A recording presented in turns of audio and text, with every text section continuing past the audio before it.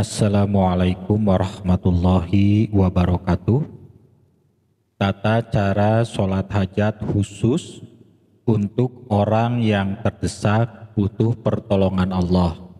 Orang yang terdesak butuh pertolongan Allah itu salah satu misalnya contoh butuh uang untuk bayar hutang. Yang kedua misalnya penyakit yang tidak kunjung sembuh, hampir putus asa, sudah tidak bisa berobat ke dokter, tidak punya biaya dan lain-lain ya. Kemudian yang ketiga misalnya menghadapi masalah, cemas, khawatir, takut dan lain-lain. Nah itu adalah masalah-masalah terdesak butuh pertolongan Allah.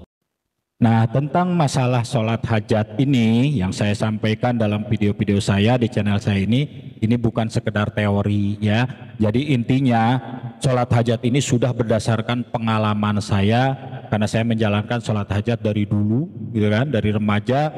Karena saya juga mengalami susah, pahit, getir, terdesak, tertekan gitu kan, butuh pertolongan Allah.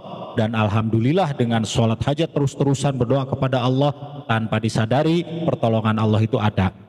Saya dulu pernah dihianati, diliciki orang, didolimi orang, bahkan saya sampai menanggung beban harus membayar cicilan sebesar 40 juta kurang lebih per bulan.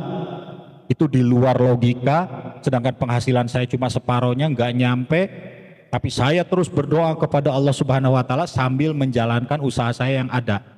Dan alhamdulillah masalahnya selesai, walaupun memang awalnya pahit getir, susah payah, kita berdoa terus-terusan, serasa tidak diijabah, serasa tidak dikabulkan oleh Allah, serasa kita itu dibiarkan oleh Allah, tapi ternyata pertolongan Allah itu ada min haitsu la yahtasib, dari jalan yang tidak disangka-sangka. Innama amruhu idza arada syai'an ayyakula lahu kun fayakun.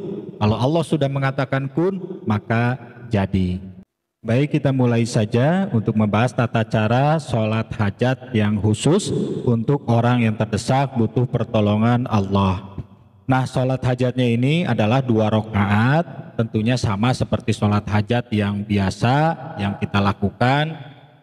Dan itu niatnya usolli sunatal hajati rokataini lillahi ta'ala. Saya niat sholat hajat 2 rakaat karena Allah Ta'ala. Setelah itu takbiratul ihram, Allahu Akbar. Setelah takbiratul ihram boleh membaca doa iftitah dulu, atau misalnya mau langsung ke Fatihah boleh, karena doa iftitah itu sunnah gitu kan.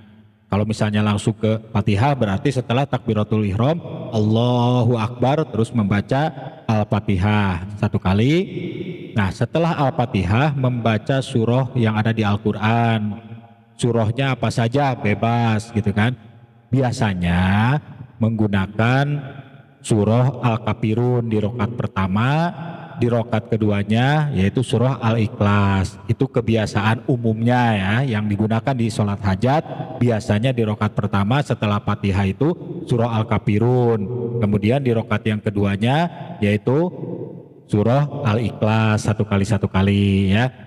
Tapi kalau boleh saya kasih saran, apabila hajatnya nyangkut masalah keuangan, masalah hutang piutang, masalah kerejekian, kalau boleh saya kasih saran, surahnya di rakaat pertama setelah membaca Fatihah itu surah Ad-Duha, yaitu Wadduha walaili idza saja sampai selesai. Nah itu 1 kali gitu kan. Nah di rakaat yang keduanya setelah membaca Al-Fatihah yaitu membaca surah Al-Qadr atau Al-Qadr ya.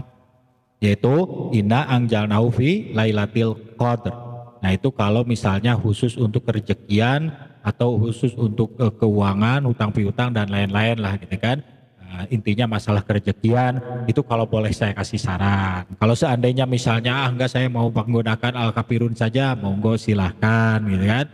Nah setelah beres membaca surah lakukan ruku, kemudian i'tidal, sujud, duduk di antara 2 sujud, sujud kedua, berdiri lagi untuk melaksanakan rakaat yang kedua, dan itu lakukan sampai selesai yaitu salam. Sholatnya samalah seperti sholat sunnah biasa, yang membedakan yaitu niat sama membaca surahnya. Nah, setelah beres sholat hajat atau setelah salam, kemudian sobat-sobat sujud lagi.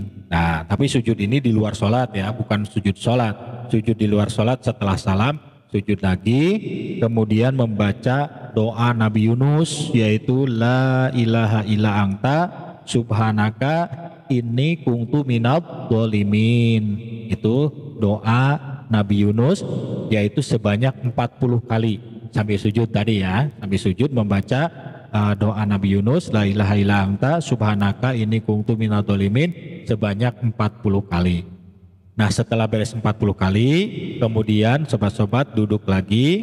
Nah, dalam duduk ini sobat-sobat terus berdoa, menengadahkan tangan, berdoa kepada Allah Subhanahu wa taala, memohon pertolongan Allah apa yang menjadi hajat kita. Nah, di situ sebutkan. Jadi kita nggak memudahkan bahasa itu bahasa ini, natural saja apa yang menjadi hajat sobat-sobat sampaikan dalam doa tersebut. Jadi puas-puaskan berdoa, puas-puaskan curhat kepada Allah, memohon pertolongan Allah atas kesulitan yang sedang kita hadapi atau yang sedang kita alami, mudah-mudahan dikabulkan oleh Allah Subhanahu wa taala. Nah, kapan sholat hajat ini dilakukan atau dikerjakan? Nah, itu kapan saja. Kapan kita punya hajatnya atau kebutuhannya, butuh pertolongan Allah segera, ya segera kita memohon kepada Allah. Nah, tapi dia akan jauh lebih baik kalau dilakukan yaitu pada waktu tengah malam. Itu lebih bagus, ya kan? Nah, apakah boleh misalnya pada Isya boleh, apa sebelum sholat subuh boleh. Nah, tapi jauh lebih bagus kalau seandainya tengah malam, karena ini petunjuknya seperti itu, gitu kan. Nah, berapa lama sholat hajat ini dilakukan? Nah, soal berapa lama itu tergantung kebutuhan kita. Kalau kita masih menginginkan diijabah oleh Allah, merasa belum diijabah, terus lakukan. Nah, sholat hajat ini tiap malam, karena itu menentukan juga diijabah atau tidak diijabahnya oleh Allah Subhanahu wa taala. Karena kalau kita terus-terusan memohon, tentunya Allah juga akan mempertimbangkan doa ini untuk dikabulkan oleh Allah Subhanahu wa taala. Jadi jangan bosan-bosan, jangan istilahnya putus asa, yang tentunya memang perasaan mungkin kita kayak nggak diijabah gitu kan, kayak kapan nih gitu. Nah, tapi insya Allah seiring waktu berjalan tentunya nanti ada keajaiban-keajaiban Allah selama kita masih percaya dan menggantungkan diri kepada Gusti Allah. Demikian, mudah-mudahan video ini bermanfaat. Silahkan bagi Anda yang mau menjalankan sholat hajat ini, bagi yang mempunyai hajat, mudah-mudahan dikabulkan oleh Allah Subhanahu wa taala. Tentunya hajatnya hajat yang baik ya. Dan juga bagi Anda yang punya kesulitan, yang punya permasalahan, mudah-mudahan segera diberi pertolongan oleh Allah Subhanahu wa taala secepatnya. Dan apapun yang kita inginkan, mudah-mudahan dikabulkan oleh Allah Subhanahu wa taala secepatnya. Amin. Demikian, silahkan di like, komen, dan subscribe. Terima kasih. Wassalamualaikum warahmatullahi wabarakatuh.